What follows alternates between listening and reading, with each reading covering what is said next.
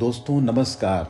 आज आपके बीच में एक नई कहानी के साथ में उपस्थित हूँ जिसका नाम है एक ठंडी छांव। इस कहानी को लिखा है डॉक्टर अनीता श्रीवास्तव जी ने। तो आइए कहानी को सुनते हैं। सामने के घर से जोर जोर से रोने की आवाज आ रही थी। मैं समझ गया कि रूपा आंटी नहीं रही। महेश अंकल ने उनकी बहुत सेवा की थी। वह कैंसर की मरीज थी। 3 साल से उनका इलाज चल रहा था। उनकी हालत देखकर हर व्यक्ति निराश हो चुका था, लेकिन एक महेश अंकल थे जिन्हें आशा थी कि वह कभी न कभी स्वस्थ हो जाएंगी। व्यक्ति जिसे बेहद प्यार करता है उसके मरने की कल्पना तो कर ही नहीं सकता। हम सभी जानते हैं कि कैंसर की बीमारी ऐसी बीमारी है जो अक्सर मरीज की जान लेकर ही दम लेती है। मेरे दादाजी को भी यही बीमारी हुई थी। बहुत इलाज चला और अंत में जीवन का वही सत्य, मृत्यु। हाँ, मृत्यु एक ऐसा सच है जिससे हर व्यक्ति का एक न एक दिन सामना होता है। मैं महेश अंकल के बारे में सोचने लगा, क्या होगा अब उनका। उनके दोनों बेटे तो पहले ही विदेश में जाकर बस गए थे। उनकी धर्म पत्नी उनका साथ दे रही थी और अब आज वह भी चली गई। कैसे जिएंगे महेश अंकल। उम्र की इसी अवस्था में तो हमसफर की विशेष जरूरत होती है। युवावस्था तो पता ही नहीं चलता कैसे कट जाती है, पर उम्र के इस पड़ाव पर विशेष रूप से उस साथी की जरूरत होती है जिसके स्पर्श मात्र से मन के सारे जख्म भर जाते हैं। रूपा आंटी जब बीमार नहीं थी तब महेश अंकल का बहुत ख्याल रखती थी। कब उन्हें चाय चाहिए, कब उन्हें खाने का वक्त हो गया है, कब उनके सोने का समय है, कब उन्हें रात का खाना खाना है और कब उन्हें अपनी शुगर की दवाई लेनी है। इन सब बातों को जैसे उन्होंने अपने आंचल में गांठ बांध कर रखा हो। इस संदर्भ में वह बिल्कुल एक यंत्र की तरह काम करती थी। महेश अंकल अक्सर उनसे कहते थे, तुम पिछले जन्म में मेरी माँ थी क्या, जो मेरी हर छोटी से छोटी बात का ध्यान रखती हो। मैं तो इस जन्म में भी आपकी माँ ही हूँ। मेरे 2 बेटे तो विदेश में जाकर बस गए, पर मेरा सबसे बड़ा बेटा मेरे साथ है। यह कहकर वह चुटकी लेती। अरे मेरी अम्मा, आपका ये सबसे बड़ा बेटा तो आपका साथ मरते दम तक नहीं छोड़ेगा। महेश अंकल भी मस्खरी में कम नहीं थे। तथास्तु। और रूपा आंटी खिलखिला कर हंस देती। रूपा आंटी के मरने पर उनका बड़ा बेटा आशीष ही आया था, छोटा बेटा अनुज नहीं आया था। बातों बातों में पता चला कि वह बीमार है। इसी बात पर मुझे एक किस्सा याद आ गया। जब एक सज्जन की मृत्यु हुई और यह दुखद समाचार उनके बेटों को मिला तो छोटे बेटे ने अपने बड़े भाई से कहा कि भैया इस बार आप चले जाओ, माँ के मरने पर मैं चला जाऊंगा। इससे दोनों के काम का एक साथ ज्यादा नुकसान नहीं होगा और क्रियाक्रम में बेटे द्वारा सारे काम भी हो जाएंगे। मुझे तो लगता है यहाँ भी यही हुआ होगा, क्योंकि दोनों बेटे जब से विदेश में बस गए थे उनके फोन भी बहुत कम आते थे। उनकी एक अलग दुनिया हो गई थी जिसमें रूपा आंटी और महेश अंकल के लिए कोई जगह नहीं थी। और अब तो जैसे एक खाना पूर्ति ही करनी थी। सारे काम हो जाने के बाद आशीष जब वापस जा रहा था तो उसने एक बार भी महेश अंकल से साथ चलने के लिए नहीं कहा। वह बस इतना ही बोला, पापा अपना ख्याल रखिएगा, कोई जरूरत हो तो फोन पर जरूर बता दीजिएगा। मैं जानता हूँ आप शुरू से खुददार रहे हैं, लेकिन हमसे जरा भी संकोच मत करिएगा। वह एक टक आशीष को देख रहे थे और मन ही मन सोच रहे थे, बेटा एक बार झूठे मुंह ही कह देता कि पापा मेरे साथ चलो, कौन सा मैं तुम्हारे साथ चल देता। पर दिल को ये तसल्ली सी रहती कि बेटे ने मेरी चिंता तो की। आशीष के जाने के बाद महेश अंकल बहुत दिनों तक रोते रहे। पहले रूपा आंटी के न रहने के कारण उनके दिल पर बहुत गहरा घाव था और अब बेटों के व्यवहार ने उस घाव को कुरेद दिया था जिसे वे सह नहीं पा रहे थे। आशीष गैरों की तरह आया और चलता बना और छोटा बेटा तो आया ही नहीं। वह बेटा जिस पर रूपा कुछ ज्यादा ही दुलार बरसाती थी, छोटा जो था। आखिर में महेश अंकल ने मन को तसल्ली दी कि चलो उनके एक बेटे ने इतना तो फर्ज अदा किया कि मुखाग्नि देने के लिए आ गया।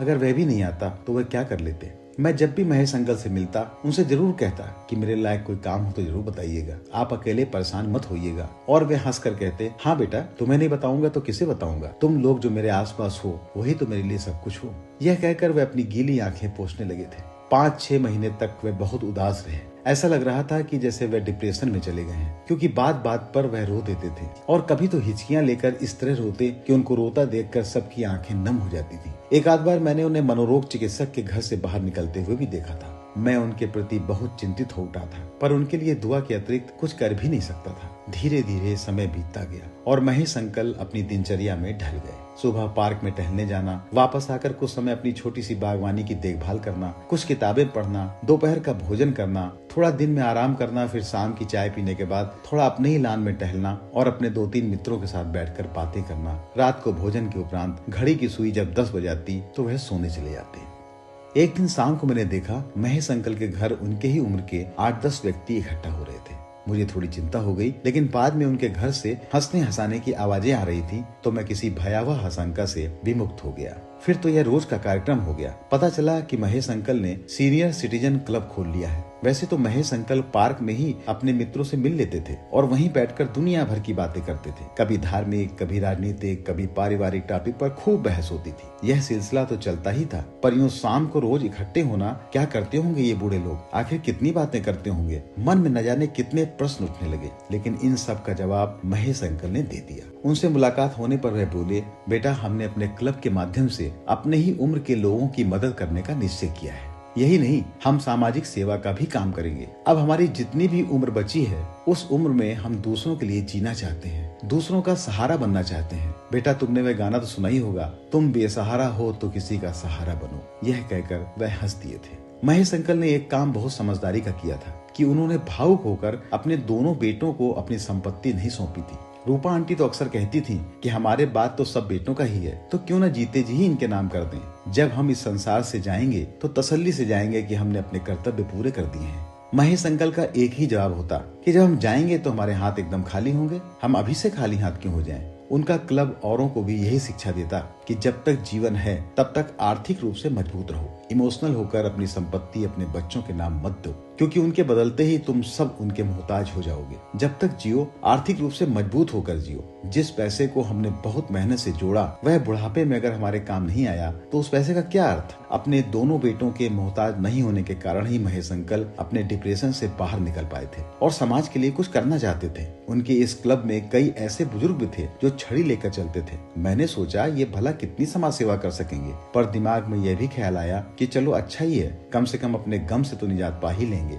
बची कुछ जिंदगी में जिंदगी ढूंढने का यह तरीका भी अच्छा है। ज्यादातर बुजुर्ग इस पड़ाव पर आकर बस भक्ति मार्ग ही चुनते हैं और दिन रात पूजा में लगे रहते हैं, पर महेश अंकल ने दूसरा ही मार्ग चुना। एक दिन महेश अंकल के साथ मंदिर और पूजा पाठ पर चर्चा छिड़ गई। तब महेश अंकल बोले, मन की शांति तो मन के भीतर ही होती है, बस उसे खोजने की जरूरत है। कभी हम मंदिर में खोज लेते हैं तो कभी हम किसी और काम में खोज लेते हैं। हम अपने क्लब के माध्यम से जितनी मानव सेवा कर सकते हैं उतनी करते हैं, हमें इसमें बड़ी शांति मिलती है बेटा। हाँ, आपकी ये बात भी ठीक है। मैं यह कहकर अपने कोचिंग इंस्टीट्यूट की ओर चल दिया। मैं मन ही मन सोचने लगा कि जब इन लोगों में इतनी भावना है तो क्यों ना मैं भी कुछ समाज सेवा का काम करूं, अपने इंस्टीट्यूट के कुछ जरूरतमंद बच्चों की फीस मैं भर दूं। इस ख्याल से ही मन को बड़ा सुकून मिला। मैंने सोचा जब करूंगा तब कितना सुकून मिलेगा। महेश अंकल और उनके क्लब के सदस्य मिलकर कच्ची बस्ती में जाकर खाना कपड़ा बांटते। सर्दी आते ही ये क्लब के सदस्य सड़क पर गुजारा करने वाले व्यक्तियों को कंबल बांटते तथा चिकित्सा का कोई शिविर लगता तो ये लोग वहाँ की व्यवस्था देखने के लिए भी चले जाते। जिंदगी में न जाने कितने उतार चढ़ाव आते हैं, यह जिंदगी जाने कितने जख्म देती है। कभी तकदीर घाव दे जाती है तो कभी अपने घाव देते हैं। इस उम्र तक आते आते व्यक्ति भीतर तक बुरी तरह से टूट जाता है। महेश अंकल भी तो टूट गए थे, पर टूट कर एकदम बिखरने से पहले खुद को समेट लेना ही जिंदगी है। अब वह सबके आदर्श बन गए थे। मेरे पिता मेरे बचपन में ही मुझे छोड़कर चले गए थे। मैं महेश अंकल को देखता तो सोचता अगर मेरे पिता होते तो ऐसे ही तो होते। कभी कभी महेश अंकल के घर से सुर साज का संगम भी सुनाई देता। उनकी मित्र मंडली में 2-3 अंकल ऐसे थे जिनका स्वर बहुत अच्छा था और कुछ हारमोनियम बजाना भी जानते थे। बस फिर क्या था, ये सब महीने में एक बार सुरीली शाम के लिए इकट्ठे होते और उनकी महफिल जमती। कोई जीना सीखे तो महेश अंकल से सीखे, जिन्होंने बहुत कुछ हारने के बाद भी जीतने का हौसला नहीं छोड़ा। जिस दिन गीतों की शाम होती उस दिन सब मिलकर एक गाना जरूर गाते। अपने लिए जिए तो क्या जिए, अपने लिए जिए तो क्या जिए, तू जिए दिल जमाने के लिए, अपने लिए जिए तो क्या जिए। मैं उस दिन खिड़की के पास बैठ जाता और उनके घर से आती हुई मधुर स्वर लहरी का आनंद लेता। एक दिन गांव से मेरी माँ आने वाली थी। मुझे स्टेशन उन्हें लेने जाना था, लेकिन रास्ते में ही मेरी बाइक पंचर हो गई और जब तक मैं पहुंचा माँ स्टेशन पर दिखाई नहीं दी। हो सकता है वे मेरे घर पहुंच गई हूँ। मैं तुरंत घर आया, माँ वहाँ भी नहीं थी। मुझे कुछ समझ में नहीं आ रहा था। मैं दोबारा स्टेशन गया और वहाँ कुछ लोगों से पूछताछ की। तब एक चाय की दुकान वाले ने बताया कि एक औरत का एक्सीडेंट हो गया था, कुछ लोग उसे अस्पताल ले गए। मैं घबरा गया। तभी मेरे फोन की घंटी बजी। पता चला मेरी माँ पास के ज्योति हॉस्पिटल में है। मैं बदवास शाह अस्पताल की ओर भागा। वहाँ मैंने महेश अंकल और उनके साथियों को देखा। नर्स ने बताया कि मेरी माँ को यही लोग यहाँ लाए थे। मैं महेश अंकल को देखते ही रोने लगा। उन्होंने मेरे सिर पर हाथ फेरते हुए कहा, अरे बेटा रोते नहीं है, तुम्हारी माँ ठीक है, पैर में फ्रैक्चर हुआ है। वह तो अच्छा था कि हम लोग वहीं थे। हम लोग रेलवे स्टेशन के बाहर बैठने वाले भिखारियों को खाना बांटने गए थे। अस्पताल की फीस और दवाइयों के खर्चे यह सब महेश अंकल तथा उनके साथियों ने भर दिए थे। मेरे बहुत कहने पर भी महेश अंकल ने वे पैसे नहीं लिए। बोले कि वे तो हमारे क्लब की ओर से ही हो जाएगा, तुम बस अपनी माँ का ध्यान रखना और कोई भी आवश्यकता हो तो हमसे कहना। मैं नम आंखों से उन्हें देख रहा था। उनका क्लब किस प्रकार से समाज सेवा में जुटा हुआ है। मैं सोचने लगा कि कैसे होते हैं वे बेटे जो अपने बड़ों को अकेला छोड़ देते हैं। हमारे बड़ों का हाथ जब सिर पर रहता है तो किसी प्रकार की चिंता नहीं रहती। वे तो हमारे सरपरस्त होते हैं। उनके अनुभव हमारे जीवन का मार्गदर्शन करते हैं। उनकी सीख हमारी राहों को प्रशस्त बनाती है। जिंदगी तो एक तपती हुई धूप है और उनकी मौजूदगी हमें एक ठंडी छांव का एहसास दिलाती है। न जाने क्यों मैं अपनी भावनाओं को रोक नहीं सका था और महेश अंकल से लिपट कर रोने लगा। मैं रोए जा रहा था और वे धीरे धीरे कभी मेरे सिर पर हाथ फेर रहे थे और कभी मेरी पीठ सहला रहे थे। तो अभी आपने सुनी डॉक्टर अनीता श्रीवास्तव द्वारा लिखित कहानी एक ठंडी छांव। आशा है कहानी आपको पसंद आई होगी। कहानी सुनने के लिए आपने समय दिया, इसके लिए आपका बहुत बहुत धन्यवाद। जय हिंद।